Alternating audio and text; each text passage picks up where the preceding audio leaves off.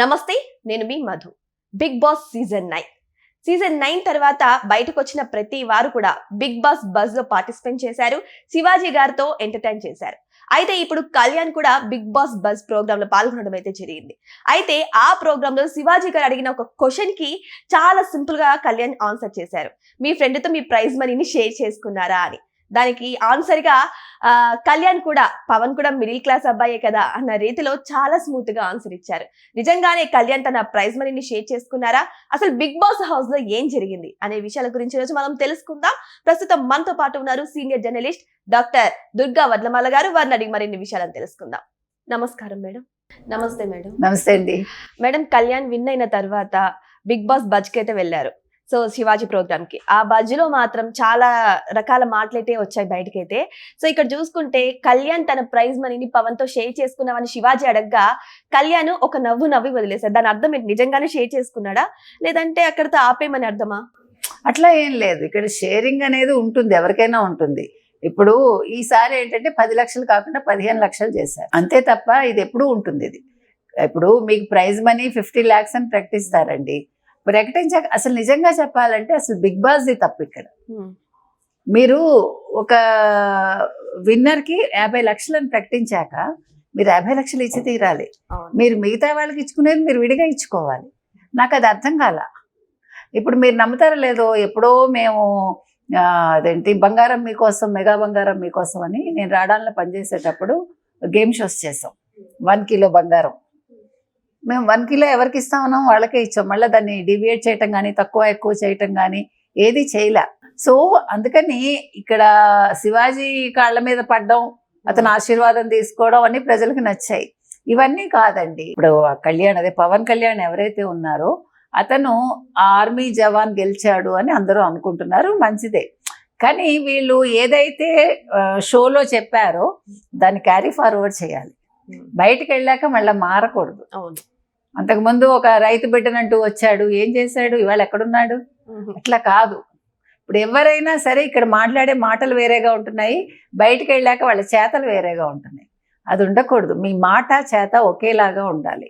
అది బిగ్ బాస్లో వీళ్ళు నేర్చుకోవాలి. ఇప్పుడు బిగ్ బాస్ అనేది మనకి నచ్చింది నచ్చలేదు పక్కన పెట్టండి. బిగ్ బాస్లో అసలు నిజంగా చెప్పాలంటే 4 వారాల క్రితం బిగ్ బాస్ అసలు మానేయాలి, అసలు ఉంచకూడదు ఈ షో అని చెప్పాం మేము. కానీ ఎప్పుడైతే వాళ్ళు మ్యాథమెటిక్స్ పెట్టి కొంచెం షో మార్చారో అక్కడి నుంచి షో ఎలివేట్ అయింది. ఫస్ట్ క్యాండిడేట్స్ ఎలివేట్ అవ్వడం పక్కకు పెట్టండి, షో ఎలివేట్ అయింది. అంటే ప్రజలు ఏం కోరుకుంటున్నారంటే ఈ పనికి మాలిన ఈ రీతు, పవను, ఈ ఫ్రెండ్షిప్లు ఇవి కాదు కోరుకుంటున్నది. ఇవి అసలు అవసరం లేదు. ఈ లవ్ ట్రాక్లు కానీ అనవసరం. ఇవన్నీ ఎందుకు చెప్తున్నానంటే మీరు ఇలాంటి షోస్లో వాళ్ళకి నేర్పించాల్సింది ఒక ధైర్యం. అంటే మీరు లోన్లీగా ఉన్నా బతకగలగడం అనేది. ఇప్పుడు మీరు అంతమందితో ఉన్నా కూడా మీరు లోన్లీనే అక్కడ. ప్లస్ మీ ఆట మీరే ఆడాలి.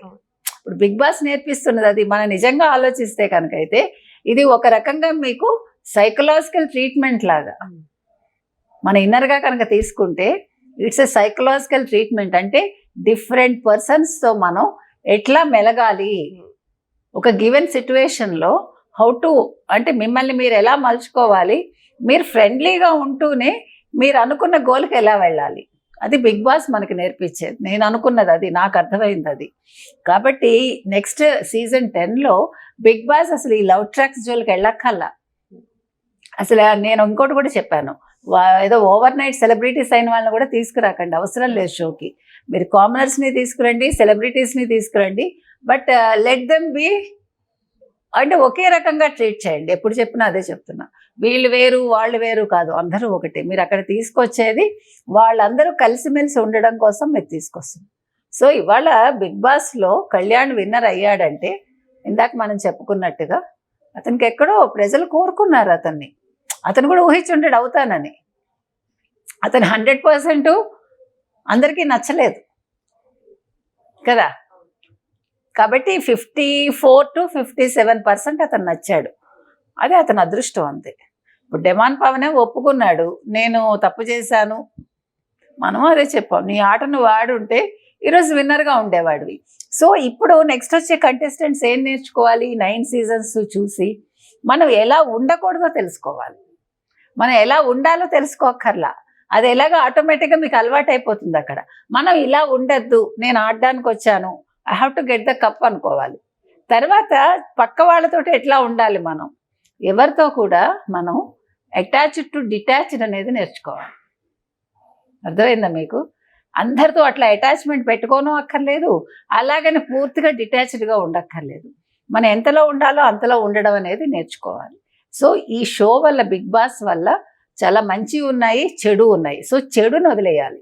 బిగ్ బాస్ కూడా చెడుని ఎంకరేజ్ చేయొద్దు. నెక్స్ట్ టైం 10th సీజన్లో they have to correct all these. బ్రెయిన్కి సంబంధించిన గేమ్స్ పెట్టాలి. ఫిజికల్ టాస్కుల్లో ఇప్పుడు మీద పడి కొట్టుకోవడం ఫిజికల్ టాస్క్ కాదు నా దృష్టిలో. అలాంటివి తీసేయాలి. ఎందుకంటే ఆడపిల్లలకి ఇబ్బందిగా ఉంటుంది, అది అనుభవించే వాడికి తెలుస్తుంది. వాళ్ళు ఆడుతున్నారు. నిజంగా చెప్పాలంటే we have to appreciate all the female. ఎందుకంటే వాళ్ళకి తెలుసు వాళ్ళ ఇబ్బంది ఏంటో, but still they tried they level best. So అలాంటివి తీసేయండి. ఎందుకవి? ఆ టాస్కుల వల్ల ఏంటి? నెక్స్ట్ టైం వాళ్ళు ఇచ్చే టాస్కులు ఫిజికల్గా మన ఆడవాళ్ళని బాధ పెట్టేవిగా ఉండద్దు, ఒకటి. రెండోది, మీకు బ్రెయిన్కి సంబంధించినవి పెట్టండి ఎక్కువ. టాస్కుల్లో కూడా ఒకళ్ళనొకళ్ళు టచ్ చేయాల్సిన అవసరం ఏముంది? మీరు ఏం ఎంకరేజ్ చేస్తున్నారు? మీరు సొసైటీకి ఏం చెప్తున్నారు? ఒక హౌస్లో మీరు అమ్మాయిల్ని అబ్బాయిల్ని ఉంచేది మీరు జెండర్ బయాస్ ఉండకూడదని చెప్పడానికి ఉంచండి తప్ప, ఓకే నువ్వు ఈ జెండరు, నువ్వు ఈ జెండరు, మీ ఇద్దరు కలిసి ఉండండి, లవ్ ట్రాక్ ఇది చేయండి అని చెప్పకండి మీరు. That is wrong. కాబట్టి ఇవాళ కళ్యాణ్ విషయంలో అతన్ని అడిగాడు కదా శివాజీ, నువ్వు ఇవాళ నీకు బ్రెయిన్ వాష్ చేసిందే దివ్య వల్ల నువ్వు నెగ్గావంటే అతను థ్యాంక్స్ చెప్పాడు.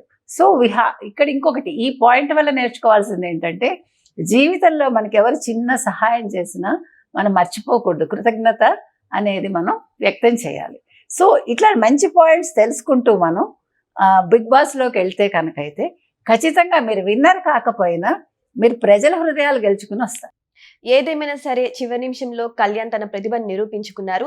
అంతేకాదు శివాజీ గారి ప్రోగ్రామ్ లో కూడా ఆయన చెప్పిన మాటలన్నీ నిజమైతే చాలా బాగుందని కూడా అందరూ ఎక్స్పెక్ట్ చేస్తున్నారు. సో ఇదే మెంటాలిటీతో ఆయన ముందుకు వెళ్ళాలని చెప్పేసి అందరు కోరుకుంటున్నారు. Thank you so much madam. Thank you.